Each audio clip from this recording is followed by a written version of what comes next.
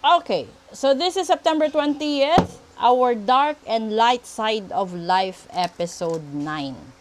Okay, so, sa gustong magpa-ritual, sa gustong magpa-reading, sabihin nyo lang at ay sasabihin. Pwede din ito, pag nag-request kayo na ito yung barahang gagamitin natin, kung ano yung mga madidilim na bagay or bahagi ng buhay ninyo at kung ano yung mga solusyon sa buhay ninyo. Pwede din ito.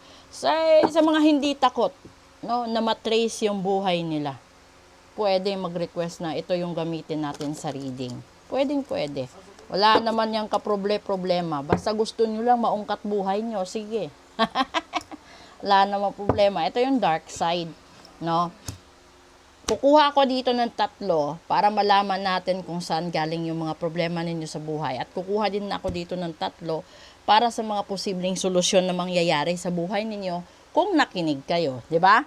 Okay, ito yung first card natin. Ay, King of Pentacles, lagot. Second card, ay dalawa agad. So, Judgment and the World. Dalawa na bunot ko. So, okay. So, dito, sa dark side natin, isang tao na may edad na, isang tao na maliban sa may edad na, wais ito, no? Ito isang tipo ng tao na master na niya ang galaw niya, himay na niya ang buhay niya, mapera, mayaman, negosyante ito. So, kalimitan siguro, kung napanood ninyo yung first 3 episode ko, nabanggit ko doon na huwag mong gamitin na kasangkapan yung isang tibo or yung isang bakla or yung isang may edad na tao or mayaman na tao or mga afam para maging solusyon sa financial problems ninyo, na para magkaroon kayo ng shortcut na pamumuhay. 'Di ba? Kasi yung kasunod nito is judgment. Tignan nyo, judgment. So ibig sabihin, kung kayo, no, nandito sa puntong ganito, sa mindset na ganito na maghahanap ka ng mayaman na tibo, mayaman na bakla, mayaman na matanda, or afam na mayaman, no, na madaling mamatay, para maisalba mo yung problema mo, makabili ka ng iPhone 15 or whatever, makapunta ka kung saan-saan. 'Di ba yung gagawin mo, maghahanap ka ng mayaman na kayang ibigay ang lahat sa'yo. Ngayon, ang hindi mo alam, may sungay na. Natutubuan ka na ng sungay at buong buhay mo, this is the world. Buong buhay mo, sinisira mo. So, ibig sabihin, darating sa punto, sa umpisa ka lang mag-e-enjoy. Pagdating ng karma, ng bad karma mo, buong buhay mo din itong pagsisisihan, buong buhay mo din itong, ang tawag nito, sasakripisyuhan. 'Di ba? Pagsasakripisyuhan. Yan na. So, dito, tingnan natin kung ano ba mangyayari sa bright side. Ay, 10 of Cups. Wow. 'Di ba? Second, 5 of Swords. And the third one, 4 of Pentacles. Ito maganda. Sagutan nila, no? Sagutan ng baraha. Kasi, 'di ba sinasabi, kung itong mga dark side na ito, iniwasan mo sa buhay, di sana, yung ibibigay sa'yo ni universe is fulfillment ng lahat-lahat ng gusto mo. Ito yung pagkakaroon mo ng magandang pamilya, magaan na pamumuhay, masayang pamilya, buo, healthy, at magaan sa lahat-lahat. No, magaan. Tapos, dito, yung pangalawang baraha is, masosolve ang lahat-lahat ng conflict sa buhay mo. So, lahat ng mga pasakit, no, lahat-lahat ng mga problema masosolve.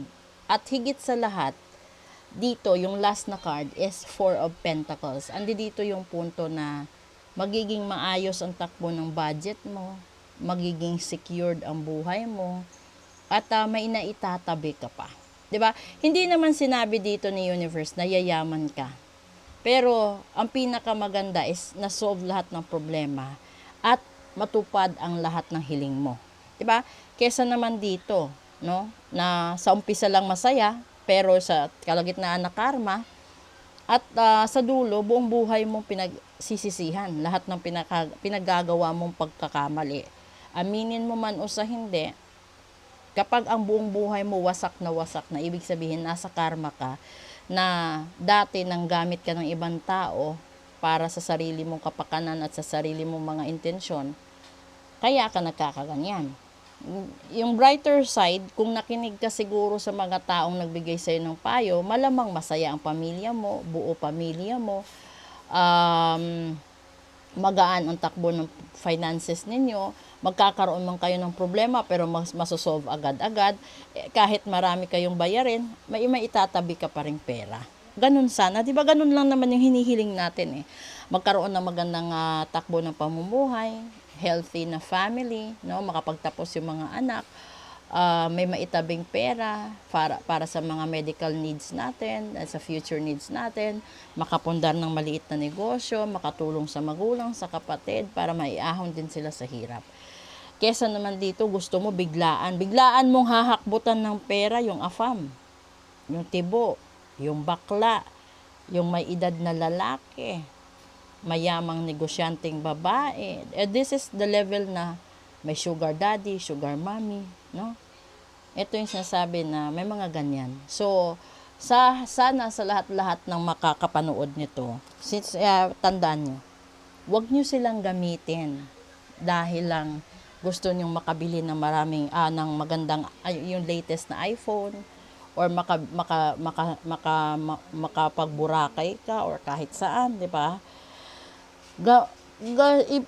Irespeto mo ang sarili mo kasi hindi ka kasangkapan. Kung gusto mong makabili ng mga bagay-bagay, gawin mo sa magandang pamamaraan. Paghirapan mo, pagtrabahuan mo, pagtiisan mo, at lahat-lahat na. 'Di ba? Kasi kung meron kang ginagawang maganda sa buhay mo, lahat 'yan matutupad. So ngayon, hindi lang matutupad, forever na magiging masaya ikaw. Buo ang pamilya, masagana ang pamumuhay, masaya, 'di ba? Magkakaroon man kayo ng misunderstandings and conflicts pero masosolve agad-agad. Tapos maliban pa diyan, may maitatabi ka pang pera. 'Yun yung pinakamaganda. So sana i-share nyo ito sa mga taong dapat at kailangan nilang marinig at mapanood ito. Pero sa mga taong magre-request ng full private reading na ito yung gagamiting baraha, message lang po kayo. Kasi meron akong mga suki na iba yung baraha na gusto nilang gamitin. Pero kung ito din gusto nyo, sige, okay lang din. This is the dark and light side of life. Kung magre-request kayo na ito yung baraha na gagamitin natin para malaman, di ba? So ngayon sa buhay natin, wala na tayong dapat pang ireklamo, kundi harapin lang natin yung problema, tanggapin ng buong puso at labanan kung kaya pa. Pag hindi, ipahinga. Hindi naman sinabing sumuko, ipahinga mo sarili mo, regain yourself, and then fight again. Ganun eh. So, ganun dapat ang takbo ng buhay natin. Walang susuko. Pwede kang lumaban hanggat kaya mo. Kung pagod ka, ipahinga mo. Ganun lang ang buhay natin. Okay? So, sana natutunan nyo at nagkaroon kayo ng magandang lesson dito. So, stay put. Maraming salamat po sa lahat-lahat ng suporta. Bukas ho, may live na naman ako Friday. Ay, mali. Oo nga pala, meron. Ay, hindi pa sa Friday pa pala. Maraming salamat po. Nalilito ako. Tanghalian na kasi di pa ako nakapagtanghalian. Thank you so much sa lahat-lahat ng suporta. Please do follow, like, and share, and support my YouTube channel. Please do subscribe po. Maraming salamat.